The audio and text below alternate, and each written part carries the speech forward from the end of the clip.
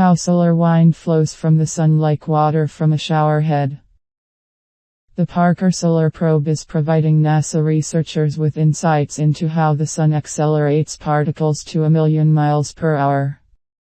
High-speed particles spew out of the sun like water from a shower head, scientists reported on Wednesday. Data from the Parker Space Probe, a NASA spacecraft that launched in 2018 and is now swooping in to gather readings of the sun's outer atmosphere, or corona, is providing clues about how the sun generates the solar wind, 1,000,000 miles per hour stream of electrons, protons and other charged particles rushing outward into the solar system. The solar wind research ties into a mystery that has long perplexed scientists. Why is the corona, where temperatures soar to millions of degrees, so much hotter than the surface of the sun, which is a relatively cool 10,000 degrees Fahrenheit? The Parker Probe is named after Eugene N. Parker, a University of Chicago astrophysicist who first predicted the existence of the solar wind in 1958. The sun has an atmosphere of tenuous gases that is dragged downward by gravity while pressure generated by fusion reactions within the sun pushes upward.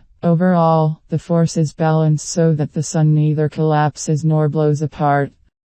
But the forces do not cancel perfectly everywhere, and Dr. Parker's calculations show how the sun can act like a leaky balloon. If you put enough pressure in the system, said Stuart Bale, a physicist at the University of California, Berkeley, the atmosphere can escape. And as it escapes, it's becoming energized. In a paper published on Wednesday in the journal Nature, Dr. Bale, who leads an instrument on the Parker Solar Probe that measures electric and magnetic fields in the solar wind, and his colleagues reported that the streams of solar wind match patterns of hot gases rising and cooler gases falling within the sun. This phenomenon of convection, essentially the same thing that occurs in a thunderstorm, produces up and down flows of hydrogen within the sun, and the pattern of flows, like thunderstorms packed next to one another, is known as supergranulation. The convection of charged particles generates shifting magnetic fields that stretch until they snap and reconnect, releasing energy that contributes to the heating of the corona. That reconnection appears to accelerate the solar wind particles. Earlier observations of the sun had already indicated that solar wind comes out of what are known as coronal holes, regions where the magnetic field continues far outward into space instead of wrapping around and coming back down at another point on the sun.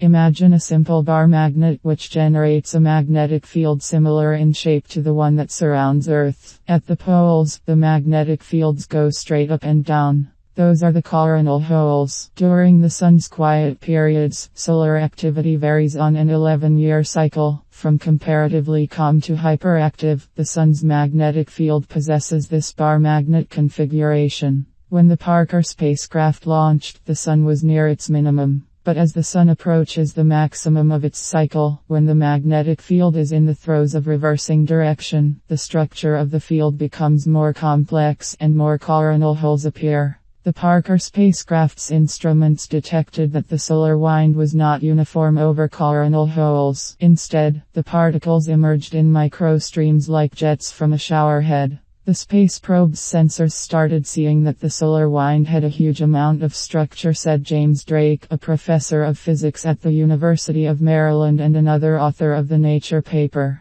The periodic pattern of the microstreams matched that of the supergranulation, suggesting that magnetic reconnection near the sun's surface plays a key role in the acceleration of the particles. I could figure out all the characteristics of reconnection, Dr. Drake said. I could figure out how much heating was going on. And once we figured out how much heating, I found out it was enough to power the wind. He added, we didn't have this before at all. Gary Zhang, director of the Center for Space Plasma and Aeronomic Research at the University of Alabama in Huntsville, said the new results were one crucial and important step in answering the puzzle of why the solar corona is 1,000,000 degrees more hot compared to its very relatively cold surface. Dr. Zhang was not involved in the research, but he served as one of the scientists who reviewed the paper for Nature editors. It basically says, here is the mechanism by which we can start to understand how that transfer of energy takes place, Dr.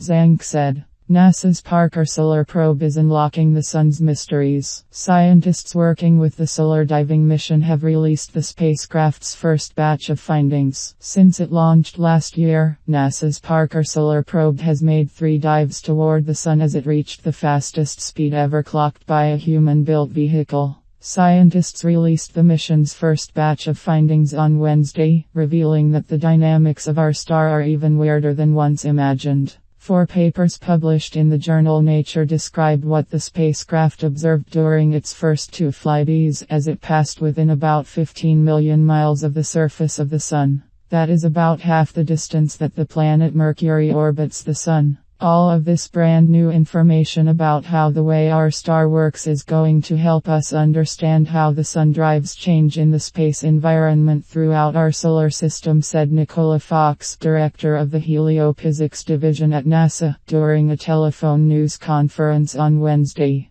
The information could help scientists develop ways to provide advance warning of solar storms that could knock out satellites and electrical grids or endanger the health of astronauts in orbit. Blazing hot bubble. The sun is essentially a big ball of hydrogen and helium, and for something that we see every day, it remains a complex ball of mystery. One puzzle that scientists have been pondering for decades. Why is the solar atmosphere superhot? The surface of the sun, what we see as a yellow disk in the sky, is about 10,000 degrees Fahrenheit. That is toasty, but cool compared with what lies above, in the thin atmosphere known as the corona. There, the temperatures jump by a factor of 300 or more, to millions of degrees. The corona also accelerates the solar wind, the million miles per hour stream of particles that fly outward from the sun. Justin C. Casper, a professor of space sciences and engineering at the University of Michigan and the principal investigator of one of the solar probe's 4 instruments, said scientists said they had a hunch that the vibrating of the sun's magnetic fields, like the plucking of a guitar string, was critical to heating the corona. So they were curious about what the vibrations would look like closer to the sun. As expected, the vibrations did get stronger. But the instrument also picked up additional, powerful waves, kind of like rogue waves in the ocean. Dr.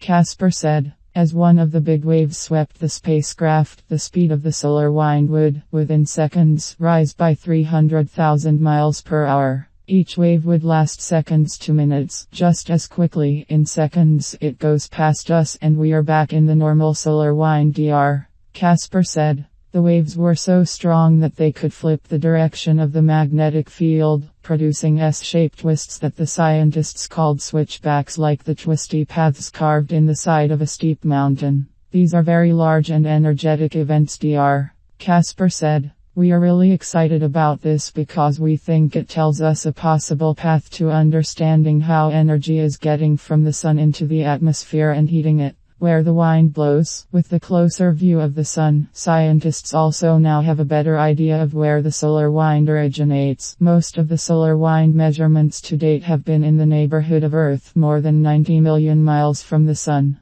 Stuart Bale, a physicist at the University of California, Berkeley, who leads an instrument that measures the electric and magnetic fields in the solar wind, said trying to study solar winds from Earth is like observing the waterfall halfway down. The water is always flowing past us, he said. It is very turbulent, chaotic, unstructured. And we want to know what is the source of the waterfall, what's at the top. Is there an iceberg melting up there? Is there a sprinkler system? A lake? By the time the solar wind reaches Earth, clues about its origin have been jumbled and become difficult to discern. We want to know the source of the water, what's at the top, Dr. Bale said. He said that data from the Parker Solar Probe now shows that the so-called slow solar wind, moving at relatively slow speeds of less than 1 million miles per hour, emerges from what are known as coronal holes, locations associated with sunspots and where hydrogen and helium are colder and less dense, near the sun's equator. Faster solar winds traveling more than 1 million miles per hour were known to originate from coronal holes near the poles. Stardust. The spacecraft has also been putting together a picture of the cloud of dust surrounding the sun and the corona, bits shed from comets and asteroids that have passed. The dust was thinner closer to the sun, matching the expectations for a long theorized dust-free zone around the star. As the Parker Solar Probe gets closer, repeated flybys of Venus in the coming years will eventually nudge it to a trajectory that will take it within 4 million miles of the Sun. It is likely to confirm that observation and reveal new mysteries. It's a bit early to say whether these discoveries actually overturn existing models. Daniel Vershcharan, a space scientist,